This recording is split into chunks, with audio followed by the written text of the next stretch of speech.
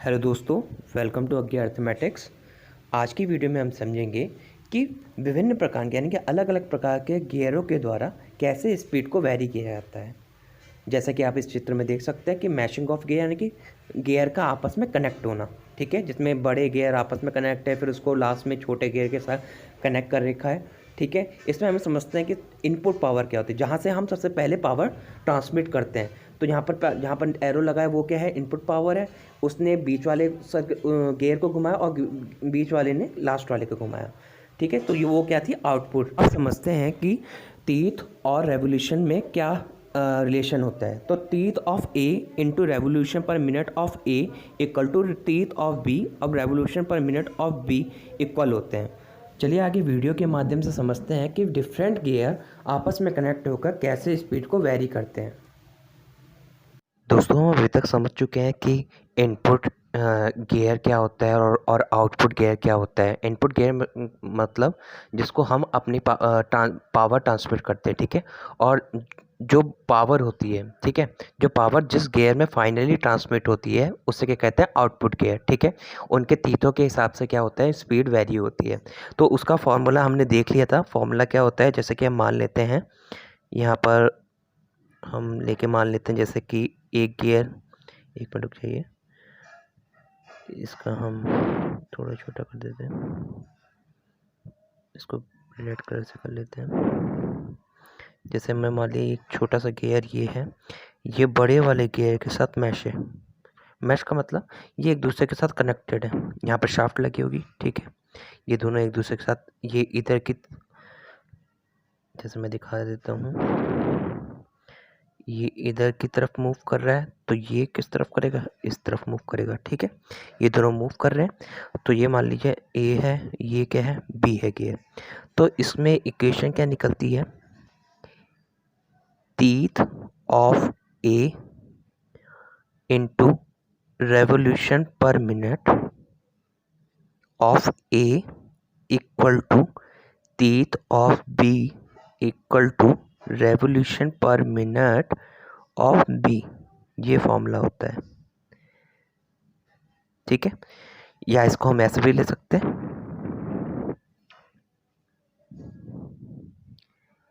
Teeth of A upon teeth of B बराबर revolution per minute of B upon revolution per minute of ए।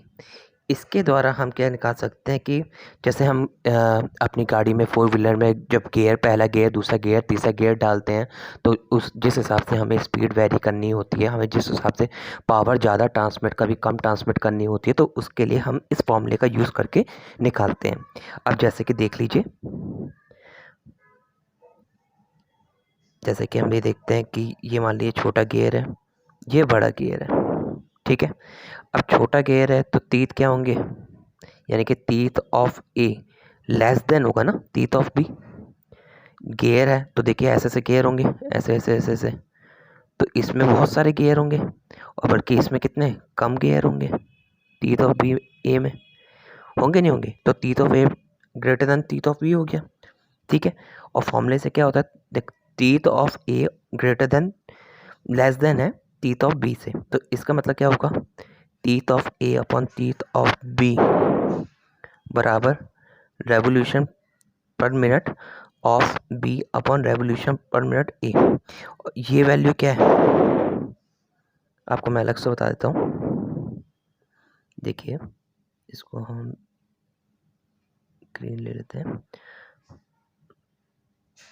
देखिए, teeth of A upon teeth of B बराबर क्या हो गया, revolution per minute of B upon revolution per minute A. देखिए, अब मैंने क्या कहा था, तीथ ए छोटा है तीथ बी से। अगर मान लीजिए ये वैल्यू 2 है, तो ये वैल्यू कितनी होगी, 1, ये 2 से कम। तो ये वैल्यू क्या आ जाएगी, 1 से कम, ठीक है। तो ये वैल्यू क्या आ जाएगी, 1 से कम। तो रेवोल्यूशन पर मिनट यानी कि बड़ा वाला गियर क्या करेगा, अब बताइए, बड़ा वाला गियर ए की अपेक्षा ज़्यादा गति से मूव करेगा या कम गति से, 8 मान लीजिए। तो हमें क्या पता चला, आर बी जो है वो आर ए का 0.8 है, यानी कि आर बी का 0.8 है, आर बी के बराबर नहीं है, आर बी से कम है। ठीक है, तो यानी कि इसमें क्या होगा, जो हमने बनाया था ये छोटा ये बड़ा गियर, तो इससे हमें क्या पता चला कि पावर जो हो रही है, मतलब ये जो घूमेगा, ये जो मूव करेगा, ये क्या करेगा, स्लो मूव करेगा ए की अपेक्षा। ठीक है, फिर से देख लेते हैं हम। अब जैसे अब मान लीजिए हमने मान लिया कि एक बड़ा गियर है, ये छोटे गियर के साथ मैश है। अब ए ये हो गया, बी ये हो गया, आपको पता ही है तीत ऑफ, ये गियर बना दिए। ठीक है, यानी कि आपको पता ही होगा तीत ऑफ ए देख के ही पता चल रहा है तीत ऑफ बी से बड़ा होगा, तो teeth of A upon teeth of B बराबर revolution of B upon revolution A. ये वैल्यू क्या होगी, ये वैल्यू क्या होगी बताइए, ये वैल्यू क्या होगी। अब इस वैल्यू में ये एक से बड़ी, एक से बड़ी, क्यों, क्योंकि देखो ना तीत ऑफ ए बड़ा है, अगर ये 2 है तो ये एक अपॉन 2 क्या हो जाएगा, 2 आ जाएगा, तो एक से बड़ा हो गया। ठीक है, तो इसका मतलब क्या होगा, आर बी, लेकिन आर बी का रेवोल्यूशन क्या होगा, आर ए की अपेक्षा 1 पॉइंट कुछ होगा, समथिंग 1.5 मान लीजिए, 1.2 मान लीजिए, कुछ भी, यानी कि उसका 1.5 गुना होगा।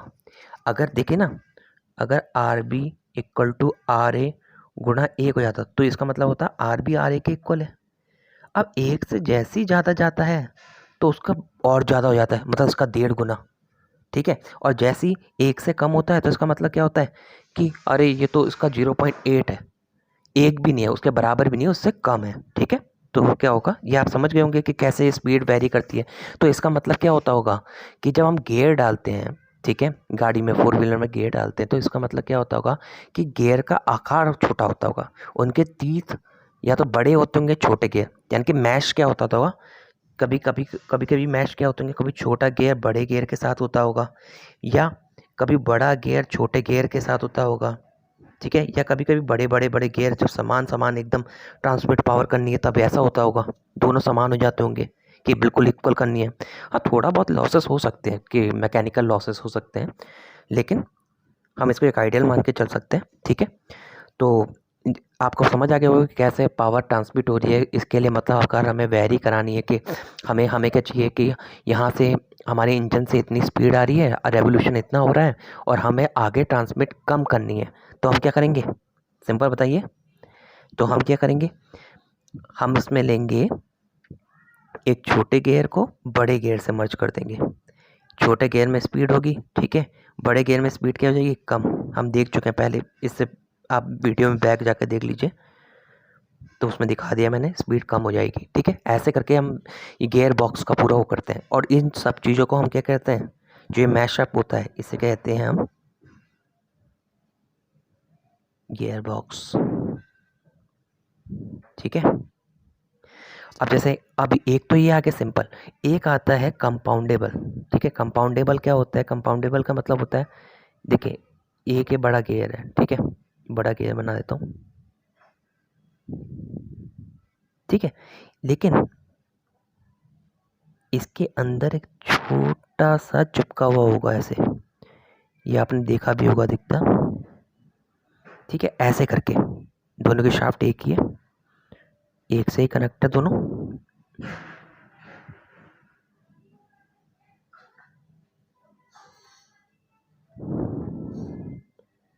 ठीक है, दोनों एक ही से कनेक्ट है, तो आपने ऐसा करके देखा ही होगा।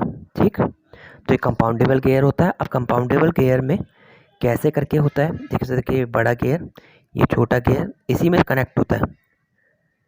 ठीक है, ये ऐसे करके ये बड़ा गियर है, फिर क्या होगा, अब या तो इस गियर से बड़ा कोई, जैसे मैं आपको दिखा देता हूँ, मान लिया कि इस छोटे वाले गियर से कोई बड़ा वाला गियर कनेक्ट है। ठीक है, तो अब क्या ट्रांसमिट पावर होगी। ठीक है, तो समझ लेते हैं इसमें। ठीक है, अब मान लीजिए जैसे कि ये कोई गियर है, ठीक है, ए मान लीजिए। इससे क्या है, एक बड़ा वाला गियर ट्रांसमिट हो गया, ठीक है, वो क्या है, बी है। अब इसमें एक अंदर से छोटा गियर लिया, ये आ गया, ये क्या है, सी है, ठीक है। अब इस सी को कनेक्ट कर दिया हमने एक बड़े से गियर से उसको क्या कहा हमने, डी, ठीक है। तो ये कनेक्ट किससे हो गया, डी से हो गया, ठीक है। तो डी से कनेक्ट होने के बाद क्या हुआ, अब देखिए, अब इसमें ट्रांसफर पावर कैसे होगी। देखिए हम सिंपल लेते हैं इसको और इसको, तो इससे इसको पावर ट्रांसमिट होगी, ठीक है। फिर क्या होगा, ये जो गियर है, ये इस गियर को घुमाएगा, फिर इस गियर के घूमने से ये जो गियर घूमेगा, ठीक है। आप समझ पा रहे हैं, मैं आपको अच्छे से दिखा देता हूँ, ठीक है। देखिए पहले ये गियर घूमेगा, फिर ये बड़ा वाला गियर घूमेगा, बड़े वाला गियर किसके साथ कनेक्ट है, छोटे वाले के साथ, तो छोटा वाला घूमेगा, ठीक है। छोटे वाला किसके साथ कनेक्ट है, डी के साथ, तो ये डी वाला घूमेगा, ठीक है। अब इसके लिए क्या होता है, पावर ट्रांसमिशन के लिए, तो देखिए रेवोल्यूशन ऑफ फाइनल, देखिए हमें मतलब होता है इनपुट और आउटपुट से। इनपुट कौन सा है, ये वाला, तो इनपुट क्या हो गया, आर ए अपॉन आउटपुट क्या हो गया, आर डी। तो क्या होता था, देखिए इन्वर्स होता था, आर डी नीचे है तो आर डी के ऊपर तीत आएंगे, ठीक है। तो इसमें जिसको आउटपुट हो रही है, पावर ट्रांसमिट हो रही है, उसके तीत आएंगे, तो तीत क्या हो जाएंगे, देखिए मल्टीपल हो जाएंगे, यानी कि टीथ ऑफ, मैं इसको किसी और से कर देता हूँ, जैसे यहाँ पर क्या आएगा, teeth of D into teeth of B. इसको मैं अलग से बना के दिखा देता हूँ। जैसे इसमें, जैसे हमने कहा था कि छोटा है, ये बड़े के साथ कनेक्ट हो रहा है, फिर एक बड़ा किसी और के साथ कनेक्ट हो रहा है, ठीक है। तो इसमें कैसे हो रहा है, तो इसमें क्या जाएगा, जैसे ये ए है, ये बी है, ये सी है, डी है, तो इनपुट वाले कौन से है, ये इनपुट दे रहा है इसको, ये क्या हो गया, आउटपुट, ये क्या हो गया, इनपुट, किसको दे रहा है, डी वाले को आउटपुट, ठीक है। तो क्या हो जाएगा, revolution of D upon revolution of A. अब ए नीचे आ गया तो इसके तीर ऊपर आ जाएंगे, ऐसे तो होता था इन्वर्स, तो आर ए के तीत क्या हो जाएंगे, यानी कि इनपुट वाले के, आर ए क्या है, इनपुट वाला है, तो इनपुट वाले के तीत ऑफ ए, और इनपुट वाले के तीत ऑफ सी। ये इनपुट दे रहा है ना ये अगले इसको, अपॉन तीत ऑफ आउटपुट वाले के, बी को आउटपुट मिला है ए से, और आउटपुट सी को, डी को किससे मिला, सी से, ठीक है, टीथ ऑफ डी। तो ये इक्वेशन लेके हम कंपाउंडेबल गियर की स्पीड निकाल सकते हैं कि कब कैसी वेरी होगी, ठीक है। अब ये समझ गए, बस इसी के हिसाब से पूरा चलते रहता है, पुली सिस्टम चलता है, जैसे कि पुली, छोटी पुली को बड़ी पुली से के साथ कनेक्ट करते हैं, गियर को छोटे बड़े गियर को आपस में कनेक्ट करते हैं, तो सब ये सब ऐसे करके चलता है, ठीक है। Thank you. अगर आपको ये वीडियो पसंद आई हो तो चैनल को please like, share and subscribe ज़रूर कीजिए। Thanks for watching.